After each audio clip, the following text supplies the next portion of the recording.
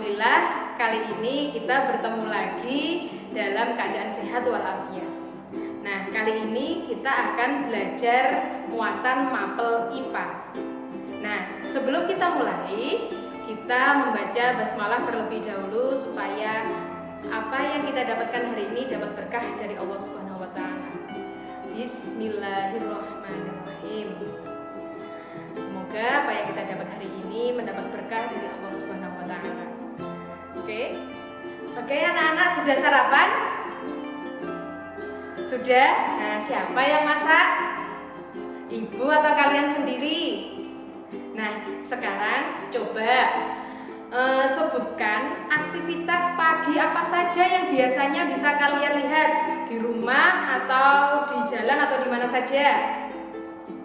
Olahraga, oke. Sarapan, ibu memasak, ya. Apalagi?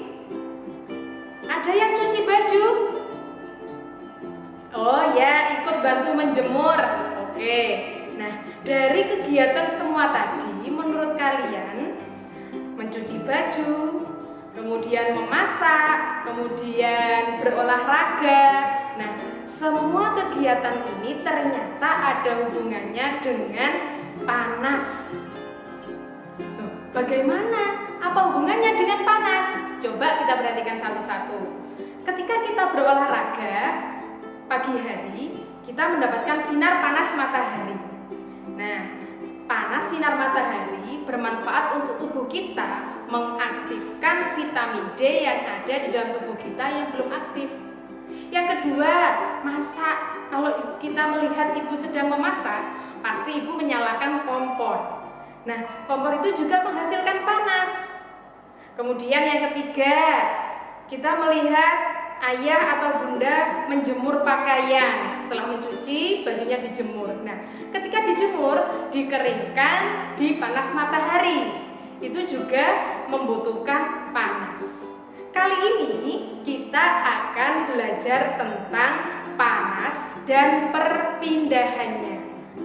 Oke, lengkapnya simak video berikut ini dengan seksama.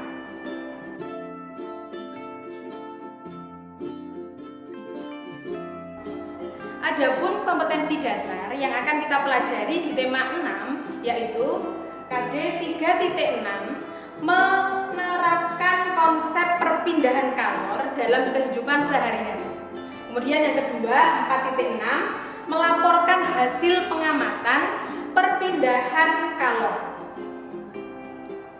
Secara garis besar, materi yang akan kita pelajari hari ini ada 3 poin. Yang pertama, sumber energi panas dan prosesnya. Yang kedua, proses perpindahan panas. Kemudian yang ketiga, konduktor atau isolator.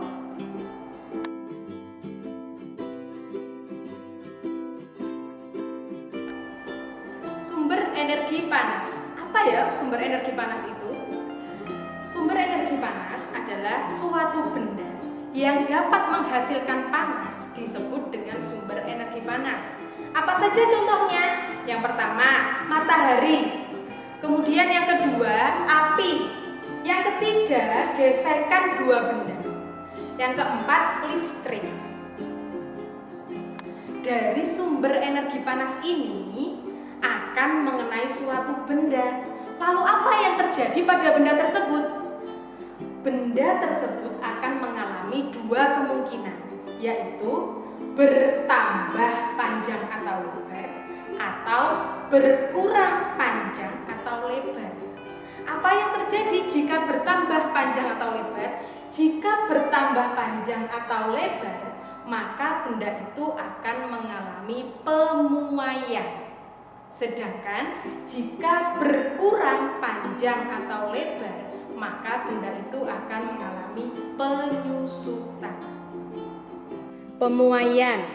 Pemuaian adalah perubahan suatu benda yang dapat menjadi bertambah panjang, lebar, atau luas yang terjadi karena menerima kalor atau panas. Pemuaian dapat terjadi pada logam, air, dan udara. Pemuaian akan terjadi jika suhu naik. Penyusutan. Penyusutan adalah perubahan suatu benda yang dapat menjadi berkurang panjang, lebar, atau luas yang terjadi karena melepaskan kalor atau panas. Penyusutan dapat terjadi pada logam, air, dan udara. Penyusutan terjadi jika suhu turun. Berikut ini adalah contoh pemuaian dan penyusutan. Yang pertama, pemuaian pada sambungan rel kereta api. Sambungan rel kereta api tidak dibuat rapat, tetapi dibuat bercelah antar dua batang rel. Hal ini dilakukan untuk memberi ruang pada saat rel memuai akibat terkena panas. Berikutnya, pemasangan kaca jendela. Hal ini dilakukan untuk memberikan ruang pemuaian bagi kaca saat terkena panas. Berikutnya ada ban sepeda atau sepeda motor atau ban mobil. Nah, ketika memompa ban akan diisi gas. Lama-kelamaan akan mengeras. Namun jika ban terkena panas yang terlalu lama, maka udara di dalam ban akan memuai sehingga dapat menyebabkan ban meletus. Berikutnya pemuaian pada termometer. Ketika termometer ditempelkan ke bagian tubuh, ketiak atau mulut, cairan yang berada di termometer akan naik karena terjadi pemuaian setelah menerima panas dari tubuh. Ketika termometer tidak digunakan, cairan akan kembali turun karena mengalami penyusutan. Berikutnya, kawat atau kabel listrik atau juga kabel telepon. Jika kalian melihat kabel yang ada di jalan-jalan pada siang hari, kabelnya sedikit mengendur karena mengalami pemuaian. Tapi ketika di malam hari, kabelnya lurus karena mengalami penyusutan terkena dinginnya malam. Pemuaian pada gelas kaca.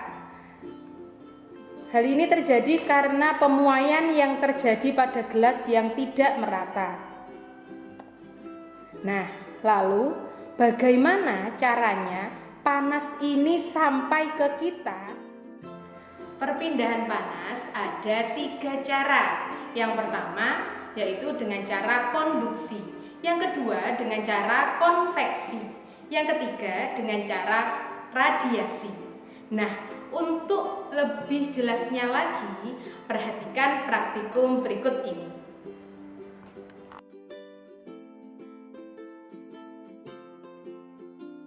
Oke, kali ini Ustazah akan mempraktekkan bagaimana proses konduksi terjadi.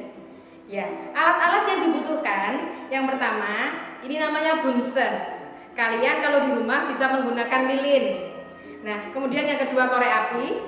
Kemudian ini ada potongan plastisin, ya. Bisa menggunakan lilin yang sudah meleleh dikeringkan. Ini plastisin juga boleh. Kemudian yang terakhir ada sendok. Nah, yang pertama yang harus dilakukan adalah tempelkan plastisin, potongan plastisin ini pada ujung sendok.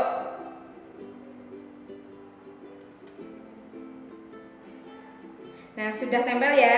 Kemudian nyalakan api dengan nyalakan bunsen dengan menggunakan korek api. Panaskan ujung sendok di atas bunsen. Kita lihat apa yang terjadi.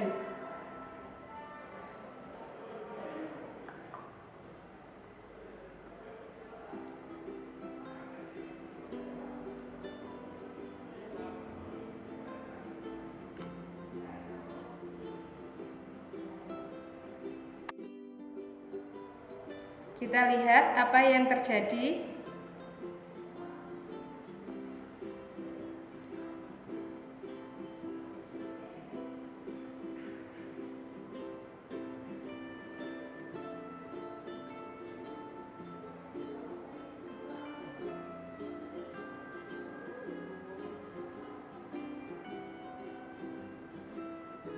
Nah, itu plastisin yang pertama sudah mulai terjatuh.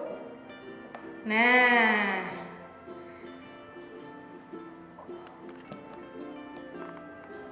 anak-anak, jika kalian perhatikan percobaan tadi, ujung sendok ini ketika ditempelkan pada api, energi panas dari api akan berpindah ke lama-lama akan berpindah ke ujung sendok. Tapi sendok ini sebagai perantara, apakah ikut berpindah ketika Ustazah tempelkan di sini? Ya, tidak. Perantaranya tidak ikut berpindah, hanya energi panasnya saja yang berpindah. Inilah yang disebut dengan konduksi. Konduksi adalah peristiwa perambatan panas yang memerlukan zat atau medium tanpa disertai adanya perpindahan bagian-bagian zat atau medium tersebut. Konduksi ini terjadi pada zat padat. Contohnya, sendok terasa panas saat mengaduk kopi panas. Yang kedua, panci logam menjadi panas karena diletakkan di atas kompor yang berapi.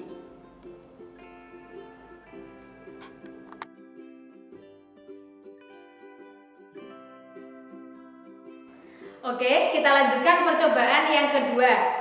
Percobaan yang kedua tentang proses konveksi. Kita akan membuktikan bagaimana proses konveksi itu terjadi. Nah, alat-alat apa saja yang dibutuhkan? Di sini ada kaki 3, kemudian bunsen, kemudian ini kasa, gelas kimia berisi air, dan kertas berwarna. Kertas berwarna ini nanti dipotong-potong kecil-kecil, ya seperti ini.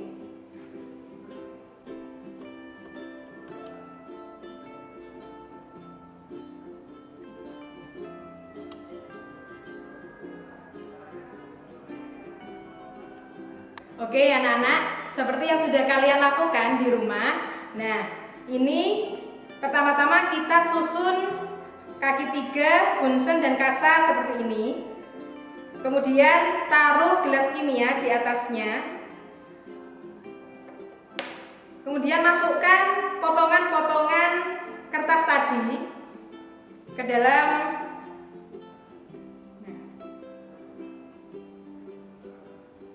Kemudian nyalakan.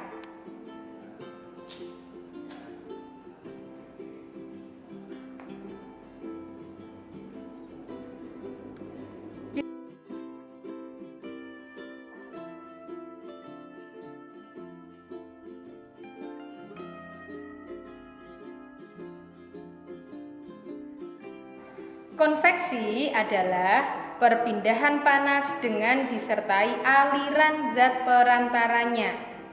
Nah, konveksi ini terjadi pada zat cair dan zat gas. Contohnya, air yang panas dalam panci dapat mendidih. Yang kedua, terjadinya angin darat dan angin laut.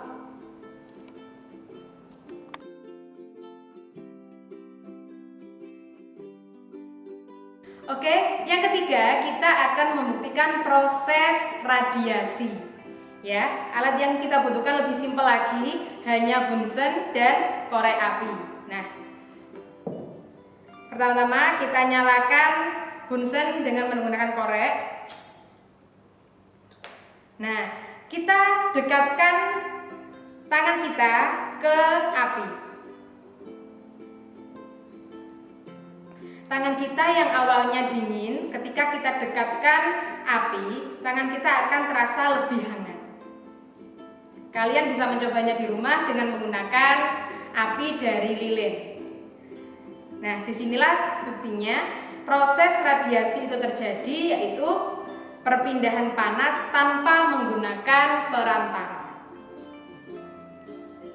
Radiasi adalah perpindahan panas tanpa medium perantara. Contohnya, panas matahari yang sampai ke bumi. Yang kedua, panas api yang dapat kita rasakan.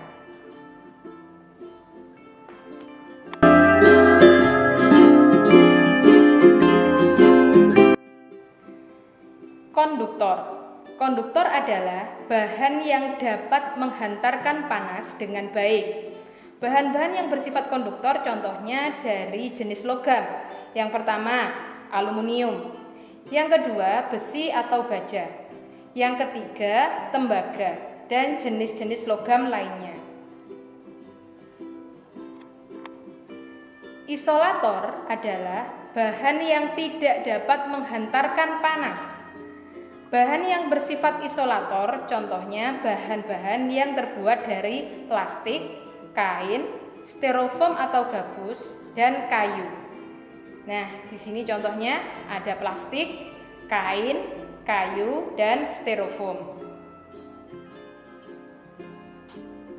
Nah, dari pembelajaran kita tadi, kita tahu sumber energi panas apa saja, kemudian proses pemuaian dan penyusutan, kemudian proses perpindahan panas ada 3 cara: konduksi, konveksi, dan radiasi. Kemudian perantaranya apa saja? Ada 2 macam, konduktor dan isolator. Oke, sudah paham semuanya? Nah, kalau sudah paham, kalian bisa mempraktekkan di rumah praktikum-praktikum sederhana mengenai proses panas dan perpindahan panas. Alhamdulillah, hari ini kita akhiri dengan membaca Alhamdulillahirrabbilalamin. Semoga apa yang Ustazah sampaikan bermanfaat untuk kalian semua, bisa diaplikasikan di rumah. Ustazah akhiri. Assalamualaikum warahmatullahi wabarakatuh.